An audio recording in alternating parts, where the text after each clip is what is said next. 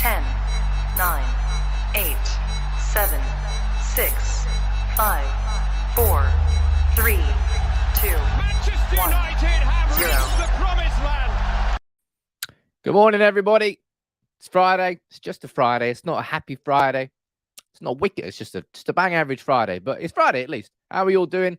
Sam here, live on United People's TV with, as always, the morning news show. 9:30, Monday to Friday. You know the drill by now. I run through all the latest news for you, so you don't have to, because it's hard to keep on top of everything when it comes to Manchester United. Obviously, we played last night against Chelsea. I'm going to run through that game. You can let me know what you think about that game in the comments. You saw my match reaction. The first half, it was exactly what you would expect from Manchester United at the moment, isn't it? I'm surprised it took until the 60th minute for Alonso to score. Ronaldo's instant response, Ronaldo. You're damn right we're having a conversation about Ronaldo this morning. We're going to be speaking in depth about Rangnick's role. There's now clarity on what Ralf Rangnick is doing at Manchester United and what he's not doing at Manchester United. After news broke last night about this dual role that he's going to be adopting, going to be becoming the manager of Austria's national team. What does that mean for United? I'll run through all of that. We'll talk about Gary Neville's comments on Ten Hag. We'll look at Ten Hag, some of his stats compared to this United team. Of course, it's Friday, so you can let me know where you're watching from, the town and the country. I'll get a few of you added onto the map, just like I do every single week. We're going to speak also about transfers, a bit on Paulo Dybala, a bit on Ruben Neves. What else you got down there? Geez, as always, it's always a busy show. Alex, good morning to you. Bruce, good morning to you from Cape Town, South Africa. Who else you got down there, members-wise? Let's have a look and find out. Chris Boyle, I can see you there. Collins, Anthony, Paula. Good morning to all of you. Ant as well. Who else is down here? B. Rangi. I see you there. Alan, good morning to all of you. Good morning to you watching. And Kieran and Manosis, you're both joining in. Stefan watching from California. Wicked. Nice. Still want to go California. Went to Vegas, obviously, but I didn't see much in Vegas apart from the inside of a casino. So I'd like to go and see more of America. But look, let's get into this. Let's speak about it. And as always, please, ladies and gents, you let me know your opinions, questions, anything you want in the comments, and I'll try and interact as much as I can throughout the entire stream as I do. And if I don't answer your comment, it's not because I'm ignoring you. It's just because I didn't see it. Because I'm doing a bit of multitasking. You can't do everything at once. But yeah, this news broke last night, didn't it? Before the game against Chelsea. And I suppose it took some people by surprise, didn't it? It's not the first time that we've heard about the fact that Ralf Rangnick was linked to this job, the Austrian national team. I think it first emerged about 3 to 4 weeks ago. So it's nothing new for Manchester United. But it kind of knocked a few United fans back. What's your immediate reaction to that? Do you agree with Roy Keane? Oh, if he's going to be doing that, then we need a clean break from Ralf Rangnick and Manchester United. Now, I would personally completely disagree with that, and I'll explain that a little bit later. But that's what emerged yesterday. Stephen, I can see you down there. You've joined as a member, my friend. What's that car? Lambo?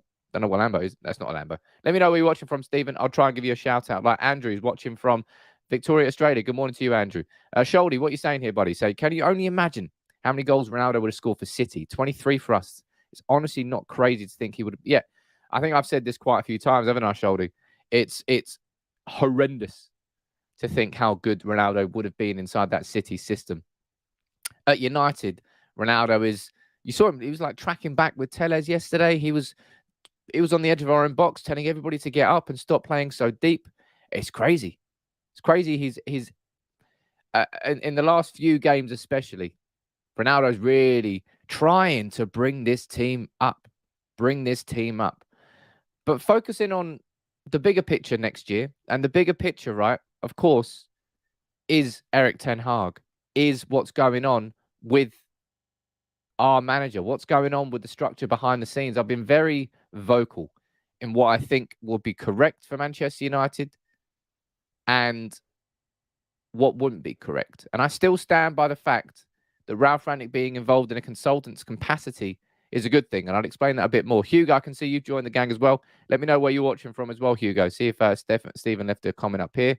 He didn't. But Jake, you're watching from Watford as always. And Alex watching from Perth, Australia. 4:37. Go to bed. Don't listen to me waffle for a while.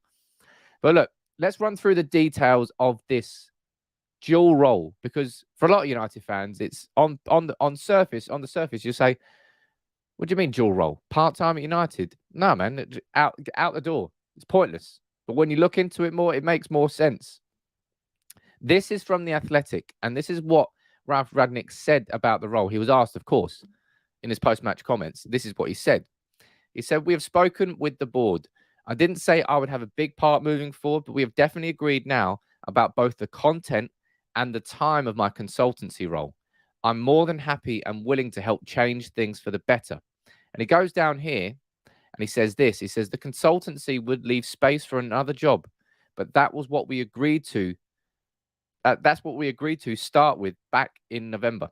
So while there might not have been any sort of clarity on what that role is until now, Rangnick was always, by the looks of it, always expecting to go into two jobs. Now, I think we've missed a trick here. And genuine, and it goes on to say it down in this article from The Athletic. Goes on to say it.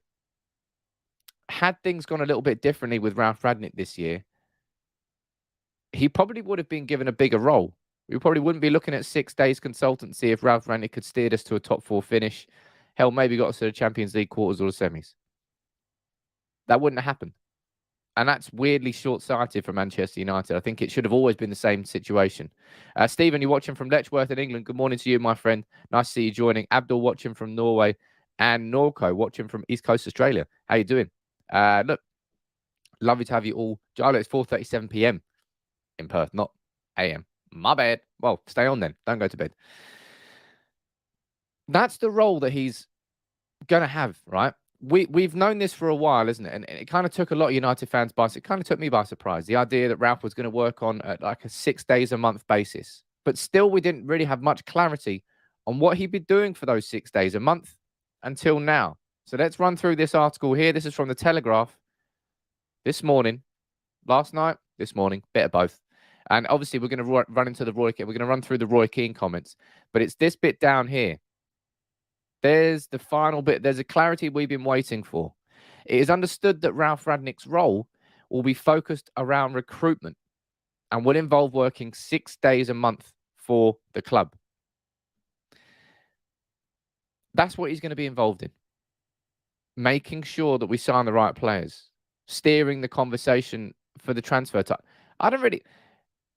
Try and think about it in your head. Like, what do you reckon that would be then? If he's there for 6 days a month, what's Ralf going to be consulted on? Is it going to be a case of going to Ralf Rangnick and say, "Hey, Ralf, we want to sign a defensive midfielder.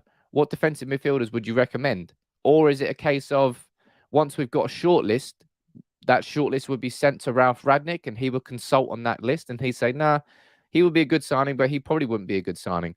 At what point in the whole transfer process, so if it's going to be purely on recruitment, at what point in that recruitment process is Ralf Rangnick going to be consulted on? Let me know what you think about that in the comments, because I think that bit's not defined as such. Recruitment's a bit of a broad spectrum, right? Recruitment could be just as much about the players that need to leave Manchester United as well as the players that would need to be signed by Manchester United. And you're saying disagree down here. I think the writing was on the wall as soon as Arnold overruled Rangnick and the whole Martial and Lingard debacles. Yeah, you could they were, I suppose, red flags. They were weird, man. They were so weird. I'm not sure that was Richard Arnold. I think that was a little bit of John Murtough. John Murtough sort of superseded him, especially with Jesse Lingard's situation, where Ralf Rangnick was saying one thing and John Murtough was saying another thing. I suppose much of a bit that I'm concerned about here is this idea that Ralf there, cool. Okay, so he's going to be working inside the recruitment for 6 days a month, consulting. Does that mean that surely if Paul Mitchell was to come in, is that not too many cooks spoil the broth? Because Paul Mitchell would come in as a recruitment chief, a recruitment guru. So if you've got him being a recruitment chief and you've also got Ralf Rangnick for 6 days a month, it's going to be too many conversations, isn't it? Too many voices. So I think. Mick, you're saying it's a joke, 6 days a month? Something I absolutely stand firm on here is if we had offered Ralf Rangnick the full-time technical director role, he would have taken it. The only reason, if you offer a man a job that's 6 days a month, don't be surprised if he goes and tries to fill the other 25, 24, 22 sometimes. 20, nah, sorry. You know what I mean? It's a part-time role we've offered him. And clearly Austria, it's a little bit different with the national team, isn't it? National team is not the same as a club capacity coach where you're there Monday to Friday with the players the whole time. As a national coach, you sometimes spend weeks, months not seeing the players, creating strategies. So in that sense, it's kind of a very simple way to blend the roles. I don't particularly think it'll be that difficult for him. June, you think it's a joke that it's 6 days a month? Matt, you're saying 6 days. You're joking. It's nowhere near enough close to the amount of days he needs to be involved in the club. It all depends on the I don't know. I'm trying to see the positives here because I think there's plenty of negatives. And look, if we're running through what Roy Keane said in this situation, he said this. Right, let's go down and read the quotes. He said, it's been a difficult few months for Rangnick, and I think if he goes upstairs, people can almost tarnish his reputation because it's been difficult. He's not won enough games. So I think a clean break for the new coach coming in might not be a bad thing. It's not great. I think it just adds to the confusion if he takes the international job. That's a huge job in itself. So I think it will be difficult to do the two roles. Now, I mean, I completely and utterly disagree with Roy Keane there. Utterly. There's not one part of me that says, you know what, at this point, I think it'll be a good idea if Ralf Rangnick just walks away from United completely. For two reasons. The first reason, it would mean that we hired an interim manager who hadn't managed for like 2 and a bit years. And that was it. That basically was his main job. And on the side, we did a consultancy role. In isolation, Ralf Rangnick's interim manager's job has been horrendous because the players just haven't bought into his system. I genuinely, part of me thinks that the reason Ralf Rangnick was brought in was because Ten Hag, there was always an eye on Ten Hag or Poch. There was always an eye towards building a intense style of play and a modern style of play into this United team. That was the continuity that you were supposed to get between Rangnick and Ten Hag. He wasn't able to do that with these players. Now, there are some people that think that that's because he's just not good enough, just not a good enough coach. Whereas I largely think it's because the players' attitudes and they just weren't ready to commit to that. And until we get this squad ready, full of players with this sort of mindset that are suitable to that style of play, it just simply won't work. So that's the first reason. The second reason is, I don't know what the second reason was. I can't remember anymore.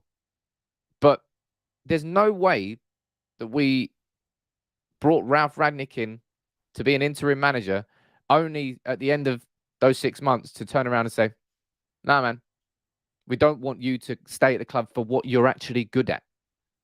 Consulting, being a sporting director, being a technical director, being a global communications he was at Lokomotiv Moscow. That's where his strengths lie. His strengths lie in creating structure, creating football organization behind the scenes. Not particularly in management anymore. Bebo, you're saying hit this. He's saying, not going to lie. Wouldn't be surprised if Ralf Rangnick is going to suggest and push for some Austrian players to join United. Imagine if he convinces Alaba to join United. Well, look, there's one straight away. Let me try and remember his name before I say it here. Yeah. Konrad Laimer. Konrad Laimer is a RB Leipzig midfielder we've been linked with quite a lot. He's in the Austrian national team. And there's no doubt that he would probably recommend that player once he's inside that setup. But if Ralf Rangnick's role as a consultant, okay, as it says, is 6 days a week, and it's all about recruitment, then he's only really going to be busy until, what, August? Next few months, we're going to be consulting him. He's not exactly going to be consulted through the season, or maybe he is. But I don't know how. I don't know at what point during that recruitment process we consult him. As I said, I'm going to go down to the comments and read a few of your comments out in a minute.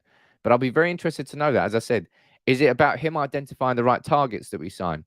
Is it about him looking at a short list of targets that we've already compiled? And he goes, well, that would be the right player. That would be the wrong player. At what point in the recruitment process does he come in? I don't know there. Dan with a big old comment here. I might read a bit of this out. Why is everyone slating Ralf? We slated Moyes, Van Gaal, Jose, and then Ole, and now the blame's on someone else. There is people to blame. It's on the team. What Ralf has done in 5 months is weed out the weak and the bored, and the owners something no one else has ever done before. I think what he's doing at the moment is great. He's showing the fans how bad some of these players actually are. I mean, there's a lot of that comment I agree with there, Dan, because I think what he has done is definitely different to what has happened before. And I've compared it to Jose. I know people have done that before, but he's done it, in my opinion, in not a malicious way by comparison of the way that Mourinho operated to try and call out. Mourinho called out the players. Mourinho called out the board. Mourinho called out the club because he wanted to protect his own legacy. Ralf Rangnick has called out the club, has called out the owners, has called out the fans. Yeah, to protect his own legacy, but that also falls in line with helping the club rather than leaving the shambles of a club behind, which is what Mourinho has done at every single club he has ever managed. And I know there's a Mourinho cult, and I know that I'm going to get people shouting at me for this. It's just the fucking truth. Look at history. All right. The board goes with the same stupid mistakes, but expects better results, says Lilla. Incompetent. Well, we know the board's incompetent, don't we? We absolutely know the board's incompetent. I've still got real hope about what's coming next. I really, for the life of me, I do. But I personally think that we don't currently have enough of a structure for Ten Hag to truly succeed at United. We're still missing that one person. We're still missing that one person. In my opinion, someone like Paul Mitchell. There's still a missing link there. John Murto, I know I've spoken about this before. It's fashionable to say he's been shit at his job, but we've got Rangnick in, and I thought that was a smart decision. I think the way that we've gone about creating his role and clarifying his role has been poor, and that strikes me as a bit of evidence towards the fact that United probably would have given him more days had he been more successful. So it feels like they've hinged this consultancy role on the back of how well or poorly he's done as a manager, which is a bit weird because for me, they're very, very separate things. And I don't particularly think they affect each other. That's the way I think about it. Ian, what you're saying here, say Ralf won't be picking out the players, but putting a structure in place that makes sure we buy players that fit our needs and not just big names. Well, he's going to have like a dossier, which he's obviously denied making on the players, but a dossier like a blueprint, if you want to call it that. Sign. Does a player tick this box? Okay, then you can go along to the second part of the interview process. Tick another box? Okay, and then you whittle it down with a short list. Well, we definitely haven't had that for a while. Steve, just admit your shite, sack the lot and start again with the kids. I mean, that's what I thought. That's what a lot of us thought we were going to see yesterday, but Phil Jones and Juan Mata came on. I'm sure Ralf Rangnick's just trolling us at this point. Seriously, bringing Garnacho on for 90 seconds at the end there. He's definitely trolling us. Absolutely. But when it comes to everything Ralf is doing, when it comes to everything United is doing, it's all geared towards one thing. And that's setting the club up for Erik Ten Hag. And there's some stats I want to run through here, but I thought this was quite an interesting comment from ESPN this morning, saying that Manchester United squad have already started doing their research on Erik Ten Hag and have been reaching out to Daley Blind. Daley Blind has stressed that Ten Hag has developed a reputation within the Ajax dressing room for putting the team before any individual player and pointed to his decision to drop top scorer Haller for Brobby ahead of the Dutch Cup final. They lost the Cup final 2-1 to PSV, didn't they? Team ahead of the individual, man. How often have you said that from a United team that you've watched? That's why we've been Moments FC, individual brilliance. That's what we've relied on. Ultimately, when it comes down to a goal that's scored, there is individual brilliance because the goal scorer's got to put it in the back of the net, which is individual brilliance. But sometimes it's at the end of a wonderful team move, which makes that chance easier. Sometimes it's out of nowhere from 25 yards. It's a bit like last night, Matic and Ronaldo, absolutely out of nowhere. Matic floated a like Modric-esque pass. Ronaldo with a touch from the gods and just fired it into the roof of the net. Wonderful finish. Moments of magic. Wasn't really a massive team goal. It was like Matic intercepting a ball and then just what a pass, by the way. And what a finish. What an absolutely outrageous goal. But this idea there that we're moving towards a mindset of putting the team first, all you've got to do is take a look at these stats here. And these United players, man, I don't know what they're going to do with this. Look at that. So these stats here, they compare Ajax in the Champions League this season to Manchester United in the Champions League this season. Look at that. Let's run through them. Goals, Ajax are second on a per game basis, by the way. Goals, Ajax are second. We're 14th. Touches in opponent's box. Nobody's had more than Ajax. We're 22nd. Possession with the Ajax are third. We're 10th. Possession won in the final third. Only one team has ever won it more on a per game basis than Ajax in the Champions League this season. We're 17th in that sense. Nobody's had more shots than Ajax in the Champions League this season. Shots from high turnovers, winning the ball back high up the pitch. United are 16th. Open play crosses, their Ajax are third. We're 17th. Chances created by defenders, it goes to show the importance of fullbacks. Ajax is second. We're 14th. Goalkeeper short passes, Ajax is second. We're 26th. I mean, that there shows you why it's going to take a long time for Erik ten Hag to get this system in properly. It's not as if the two styles are close. It's like yin and yang. It is trying to put two ends of a magnet together. That's what Ten Hag's got to do at this Manchester United point in time. That's why the idea of 5-6 players leaving on a free, that's perfectly timed. That really does help us. I know it doesn't help us in the short term because we look like fucking idiots because we're losing Paul Pogba on a free for a free transfer for the second time, and we're losing so many players on a free. But it really will help. Will really help Erik ten Hag establish himself by getting, because there are so few inside that squad that suit that style of play on the left-hand side, that Ajax system. How many of these United players, this will be a fun question.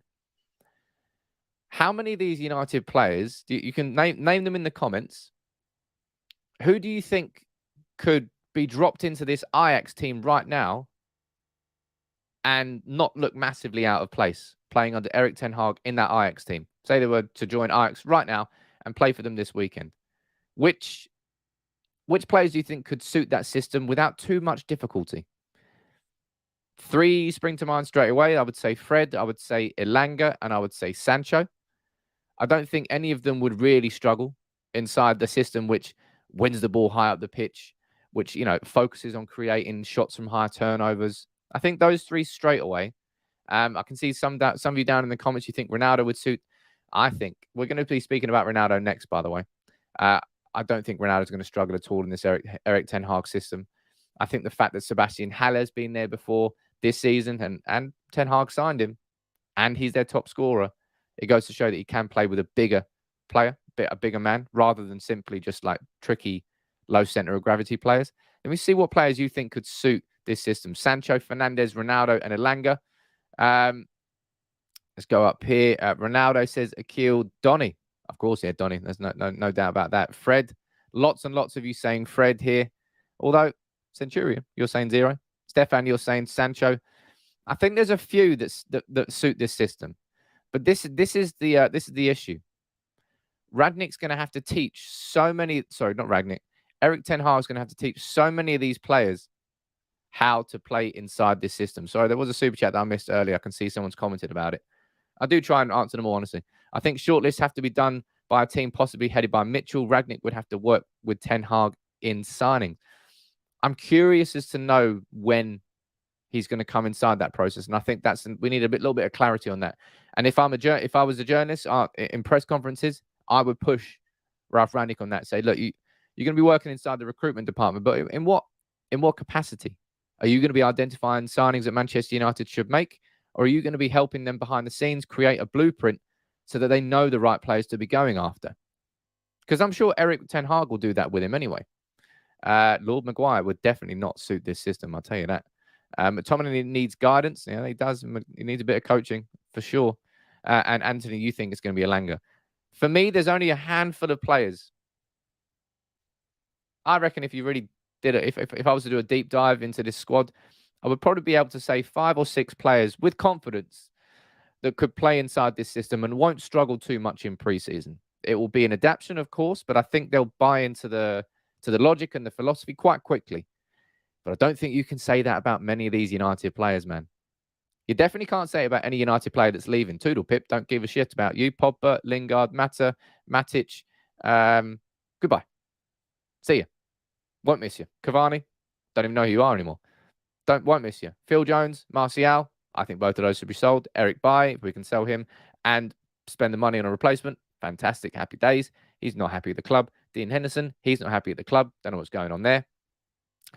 It's going to be a process to get Manchester United from that on the left-hand side.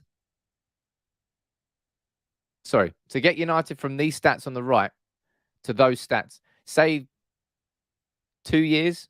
I don't know. I don't know who the process is. How long the process is. Matt, what are you saying here? I'm curious to know who Ten Hag will bring into the goalkeeper situation in a few years when De Gea isn't there.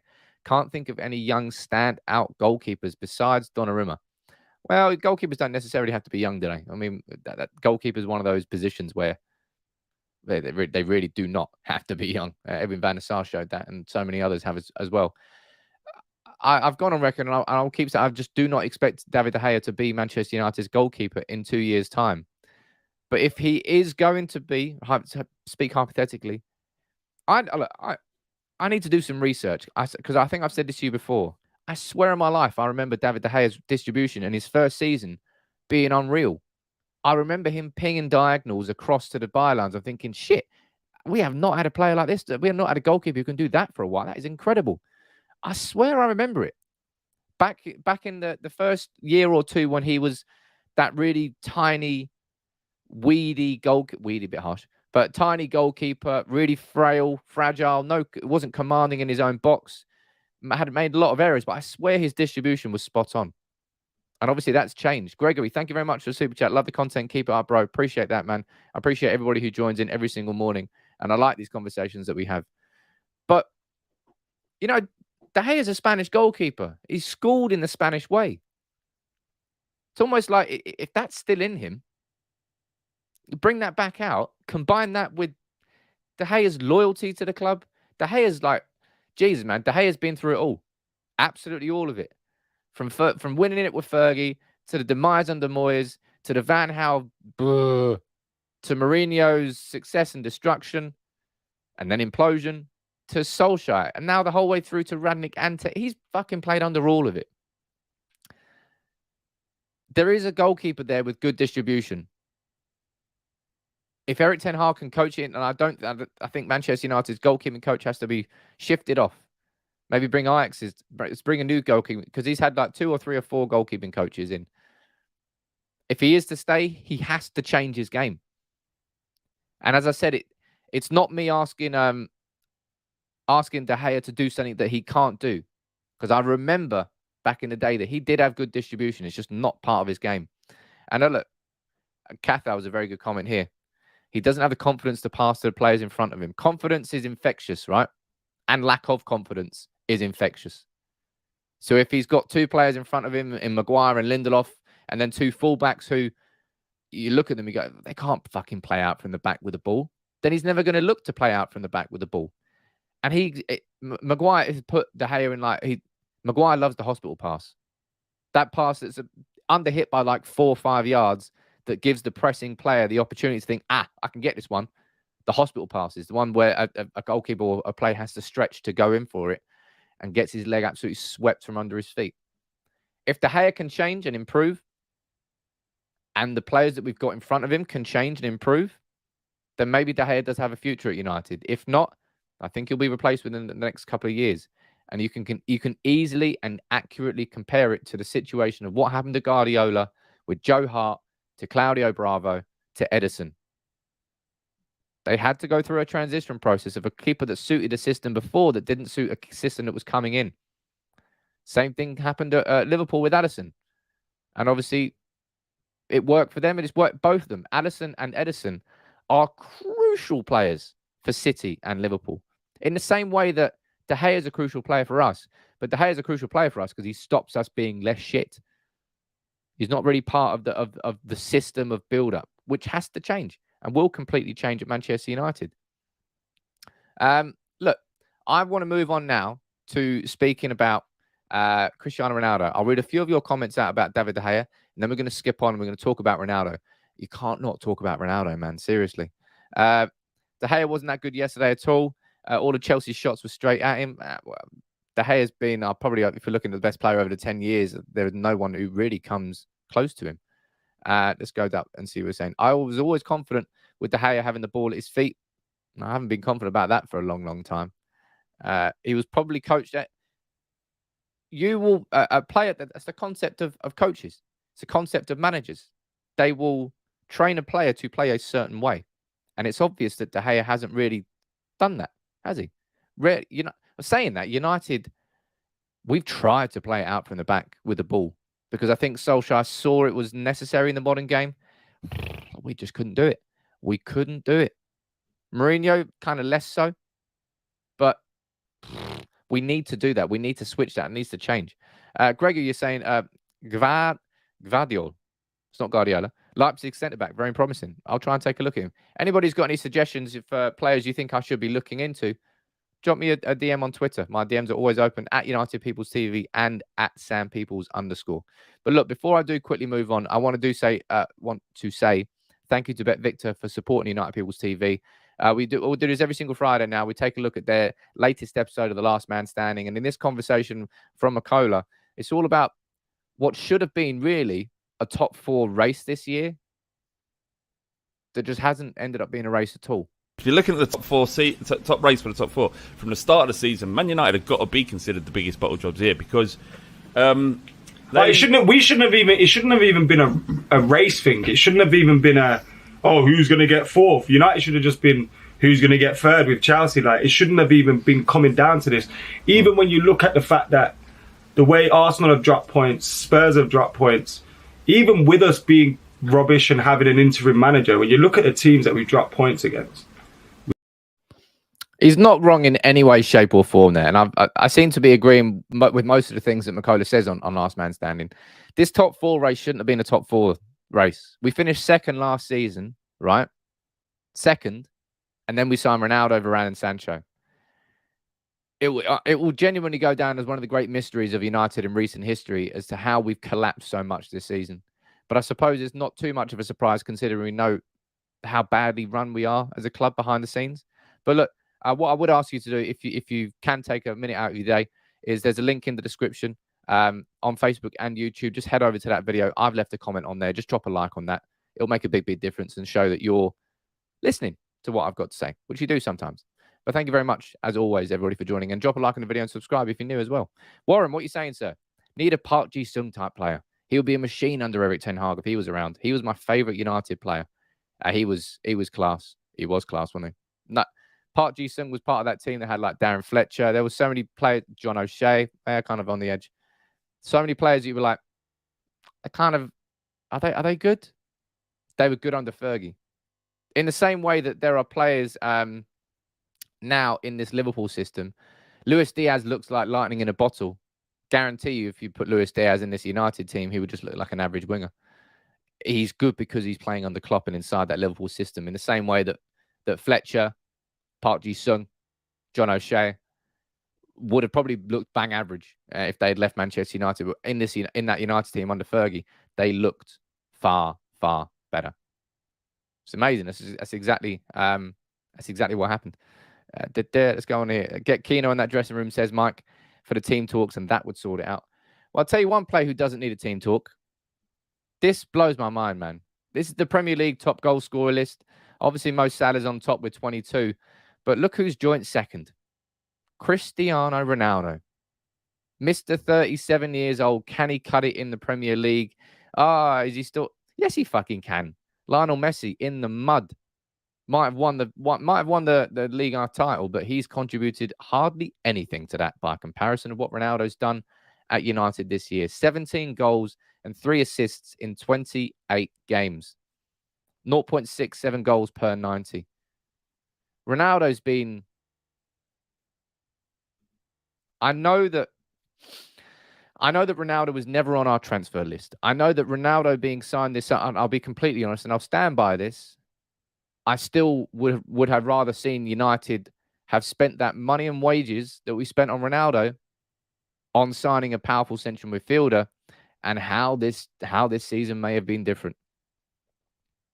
But then we wouldn't have had Ronaldo. We wouldn't have had those goals. Maybe we would have had, instead of an issue in central midfield, we would have just had an issue like we had against Middlesbrough, Burnley and Southampton, where we created tons of chances, but we just couldn't finish because Rashford's been bang out of form, Martial's been bang out of form, and Cavani's a sick note. Maybe it would have been a different conversation. But Ronaldo, under Erik ten Hag next year, I'm going to have to do a video on it at some point, aren't I? He's been fantastic in terms of his goal-scoring return this year. It's definitely a tactical question. How do you fit Ronaldo in that system? How does it work when you've got a player who doesn't really want to press too much? It's not a natural part of his game. But you can work around that. If you've got a team that's it's in the same way that when we had, if you're looking at back in 2008-ish, when we had Ronaldo, Rooney and Tevez, it wasn't Ronaldo who was legging it back all the time.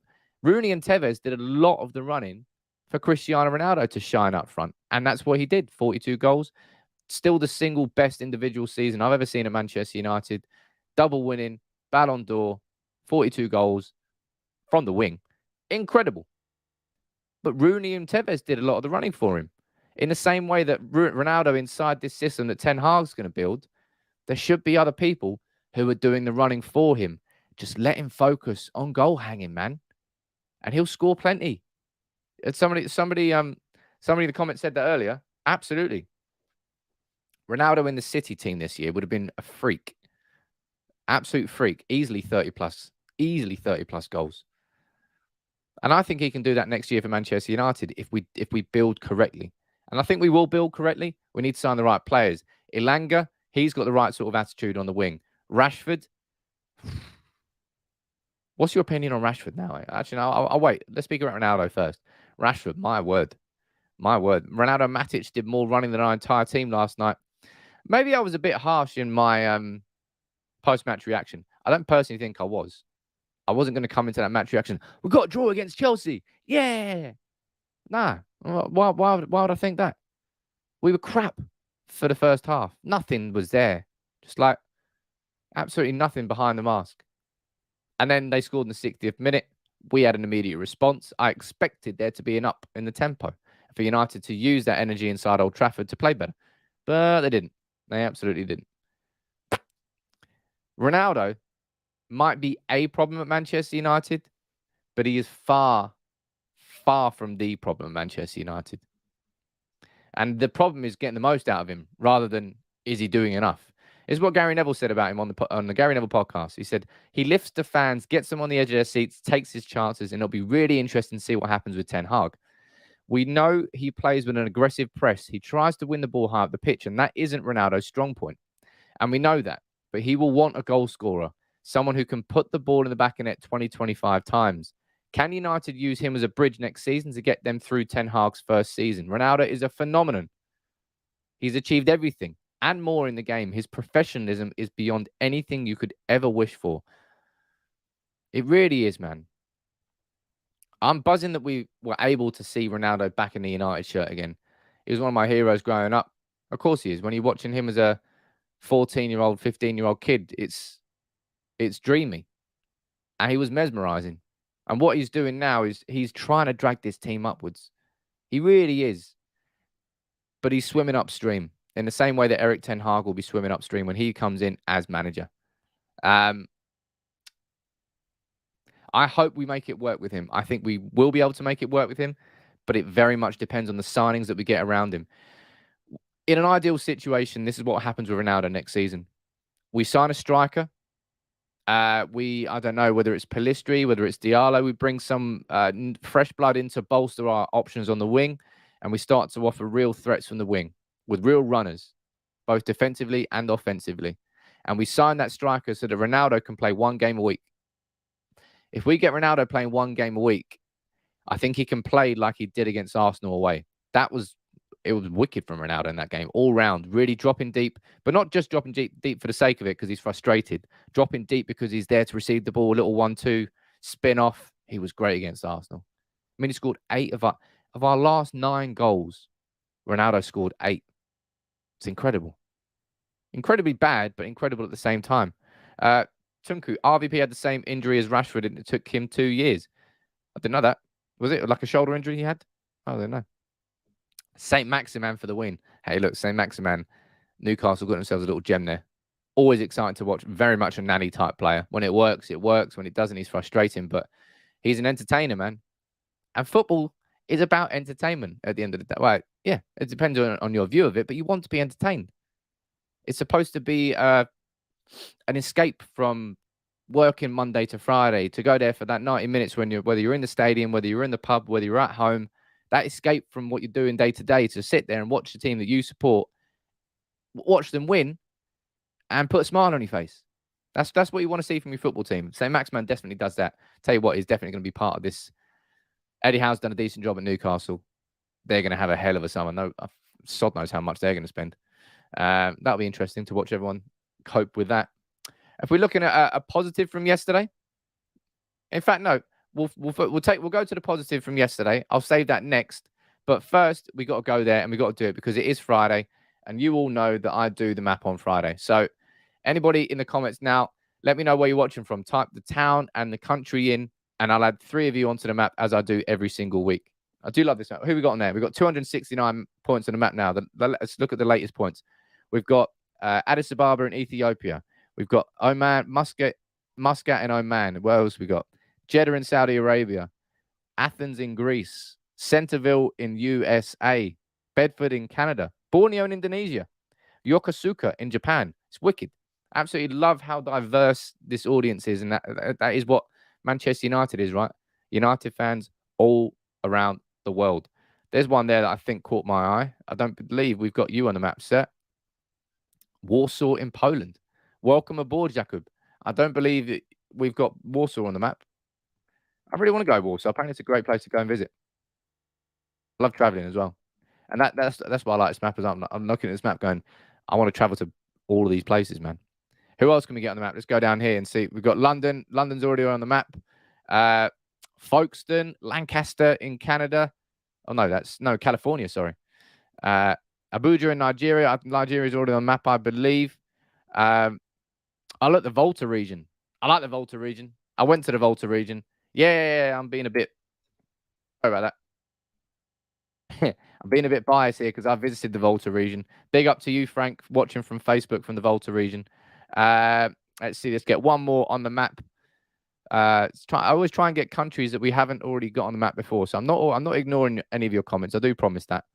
Dresden in Germany, I believe you're already on the map. Accra in Ghana, Cape Town in South Africa. Good morning, all of you are on the maps already. Ooh, look at that. I don't believe we've got Beirut on the map.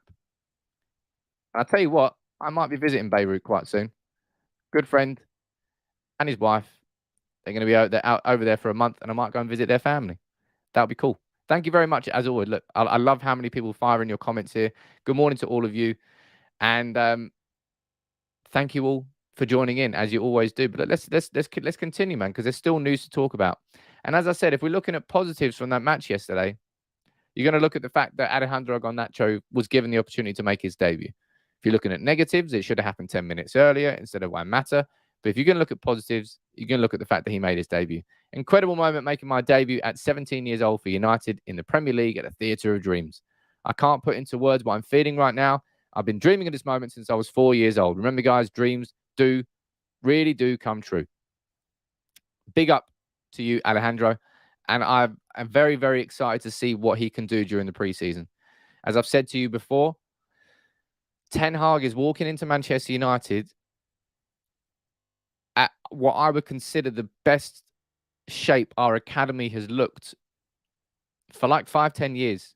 And I don't mean that. I don't just say that lightly. The players that we've got coming through,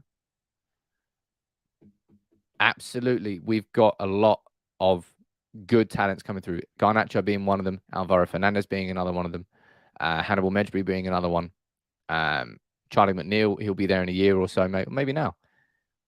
It's going to be exciting to watch him during preseason, and I think he'll really, really shine. I mean, yeah, there's so many things I'm excited for, right? There's so many things I'm excited for. And you're saying, if only the rest of our players show the same level of love and pride. It's a big thing that Manchester United have to do. Alex spoke about it on the podcast, if you listen to it. He goes, one thing that we've really got to shift away from and back towards is signing players who genuinely want to play for Manchester United. And they're not just saying, oh, it's a dream move for lip service. That they genuinely want to play for United. That's a big, big thing. Making that difference will make a huge difference to their application during the game, to how hard they work in training, to how they conduct themselves as a professional away from football altogether, because their focus is on succeeding for United. That needs to change, because we've become a mercenary club. We, as I said, we've become the thing that we pointed our finger at for so long at City and Chelsea. You're just signing players, just mercenaries. They don't give a shit about playing for your club. They're only signing for the wage packet. That is Manchester United in a nutshell for the last however many years. And it's that thing. If that's the biggest, that's been the biggest eroder of our identity, is that mentality being allowed to come in and just fester itself into the club. We have to get away from that. And when that's what youth players do, right? They come through with that youthful exuberance, that naivety, because it is a dream for them at that point. It's the biggest game of their career at that point, to come on and make their debut in front of 75,000 at Old Trafford, even if it's only for 90 seconds. Players like that and the youthful energy will be very good for Erik ten Hag, because establishing this sort of system that he's going to establish with these sorts of running stats and numbers, he won't be able to do that in a group of 25 to 28-year-olds who are already set in their own ways. He'll need players like Alejandro Garnacho or different players that are suited with the profile to play that system. That's what needs to happen. Himalayan, what are you saying down here in the comments? You're saying, are we going to win any of the rest of the 3 matches? We've got Brentford on Monday, and then I think we've got Brighton away next Saturday, and then Crystal Palace to end the season. And there's like 18 days. It's only ridiculous, like 17 days between the game against Brighton and the game against Palace. I think we will, but sod knows who. I really just want to play the kids. I really, really just want to play the kids, but apparently we're not seeing that just yet. Something that happened yesterday, and I really want to comment on, is well done to everybody, again, who protested peacefully, correctly, protested before the game in support of getting the Glazers out of our club. It's the second protest in succession for Manchester United home games. Maybe I think the Brentford game on Monday will come a little bit too soon, but maybe it won't. I don't know. Maybe the 1958 are planning on doing it, but I support everything that they are doing. And there are people that try to denounce it. There are people that try to say, "Oh yeah, what's the point? You're paying the Glazers money anyway by going in on the 17th minute." It's like, how about you don't denounce what people are doing there and try and help in your own way? And again, in that sense, I'm a little bit undermining myself, because I remember when Saeed and whatever his name is, when he was trying to organise some sort of protest the day before the big Super League protest, and I was like, bro, what are you doing? It's odd. It's weird. And it was odd and it was weird. Like 50 people turned up chanting in front of the megastore, and then the next day thousands turned up in the actual march. That was a bit weird. But look, the more protests we can see, the better. Obviously, protesting on a grand scale once every few months hasn't had any sort of impact. Maybe protesting on a smaller scale far more often can have an impact. It's a different approach, and I think we need different approaches, because what we've done before hasn't made any sort of difference, has it? Steve, well, you're definitely not a United fan, my friend. And for that comment, I'm sorry, you're getting blocked. I'm not here to answer trolls. I'm not here to answer anything about... I don't need to. I've done it so many times before, and I will do it again in the future, but nah, I can't be asked right now. Rangnick, Austria announcement soon, says Mark MAH. Yeah, it will be for sure. But as we spoke about at the start of this video, this is going to be Ralf Rangnick's role, right? We've now got clarity on what that role is. It is understood that Rangnick's role will be focused around recruitment and will involve working 6 days a month for the club. So we need a bit more clarity on at what point in the recruitment process those 6 days will be. But being a national team manager is not like being a club manager. You're not there Monday to Friday, 9 to 5 with all the players. It's different. You're hardly with the players. You're basically meticulously planning and structuring how you're going to do it until you actually get to meet the players during the international break. That's what he'll be doing, right? Apparently, Austria might be doing it right now. So let's see if we can go over to Twitter and see if that is happening. And if that is happening, then there will be a press conference in Vienna at 11:45 BST to announce Rangnick as Austria's manager. Let's see if anything else has been said about this story whilst we've been live here on this morning's stream. But look, there's a few minutes left in the stream. You let me know what you think. Any questions you think I haven't answered, fire them in the comments. I'll try and answer them as much as I can. If you can support the channel, please consider dropping a like on it and subscribing if you are new in town. And if you want to, send a super chat in. As I always say, anything that comes into the channel, I do reinvest it back in and make it bigger and better. But yeah, Rangnick's going to become the Austrian manager. I would have loved it. I would have loved to have seen Rangnick in a full-time capacity at United. We weren't willing to give him that job. I think we may have made a little bit of a mistake there. I think Ralf there in a full-time capacity could have worked wonders. But let's see what goes on. We keep hearing that there's going to be a deputy director coming in to work with John Murtough, and I still think that's needed in order for Ten Hag to succeed. But let's get some movement on it, man. Let's get some movement on it. Craig Cooper, I appreciate that comment, buddy. Saying the podcast was quality, gave it a 5-star rating. Thank you very much, everybody who's watched it this week. I really, as I said, that there's certain things that I'm really proud of, and launching a podcast is something that I've wanted to do for a long, long time. So if I'll leave the comment down here one more time to end the stream, say, look, there's the link. I've just left it as a Facebook comment and a YouTube comment. If you can go over there and you can follow the stream on Spotify, on Apple, or on Amazon. It's on all three of those. And you can just drop a 5-star rating on it. It will really help.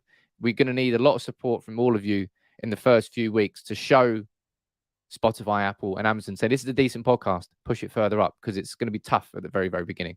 So thank you very much, everybody, for joining in straight away. The next episode, by the way, will be coming on Wednesday morning at 7 a.m. Not the normal release date's always going to be Tuesday, but we play on Monday night at 8 p.m. So we can't really record until Tuesday night. Also going to be a new guest on the show, Bao, who's going to the game. I've known Bao from traveling around Europe watching United. I've met a lot of good guys traveling around Europe watching United. Alex is one of them. And there'll be plenty of other new faces who come on the pod across the season. Sam, thank you. As I said, thank you very much, everybody, for everything you're saying about the podcast and all the things you're doing. What's the schedule going to be like after the end of the season? What do you mean for me? Do you mean for United People's TV? I don't know. I have no idea. I always will plan on coming live on Monday to Friday, 9:30. I always will. But look, I'll wrap this one up now. I'm going to be doing another video this afternoon, as I always do. I'll have a video out on Saturday and Sunday.